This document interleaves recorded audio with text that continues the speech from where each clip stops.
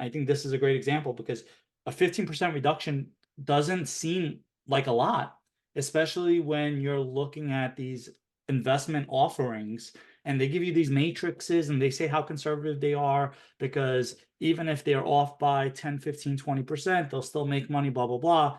But at the end of the day, if that capital stack is positioned a certain way and you're not asking that question to figure out exactly where that common shares are, you're not only in a position to lose 37%, you're actually in a position to lose 100% of your money. And then what good is those 20, 30% IRRs if you're putting your capital in danger?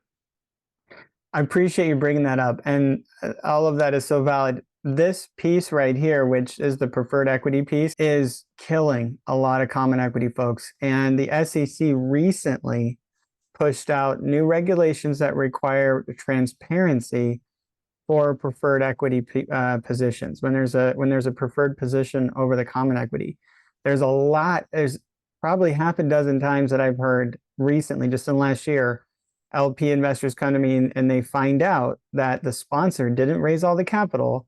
They backfilled it with a preferred equity piece, equity that is before the common equity, and they never disclosed that to the common equity guys, and materially increasing the risk.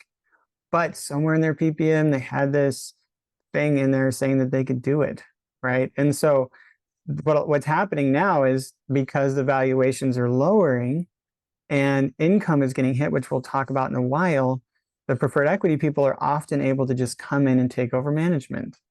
And the reason why is because when they put up a $5 million check, they write those requirements within those investments saying that if you don't reach your debt coverage service ratio or the business plan doesn't work out or something happens and you fall into certain parameters, we can take over management. What happens? They do crazy stuff. Maybe they have a clause like what Dennis just suggested, or maybe they don't, because when they take over management, it means they no longer care about common equity.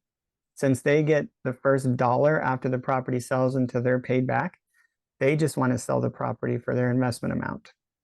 And they don't care about your return.